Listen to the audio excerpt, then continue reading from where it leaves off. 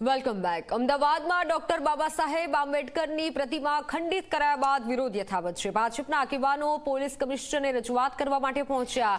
સાંસદ અને ધારાસભ્ય સહિતના નેતાઓએ રજૂઆત કરી।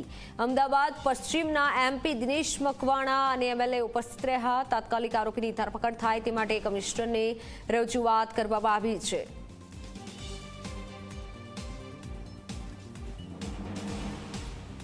અમે આદરણીય મુખ્યમંત્રી સાહેબ, આદરણીય હોમ મિનિસ્ટર સાહેબ સાથે વાત કરીને આજે પોલીસ કમિશનર શ્રીને આ આરોપીઓ તાત્કાલિક પકડાય એટલા માટે શહેરના બધા ધારાસભ્યો, શહેરના બધા આગેવાનો સાથે આજે પોલીસ કમિશનર શ્રીને અમે રજૂઆત કરી છે।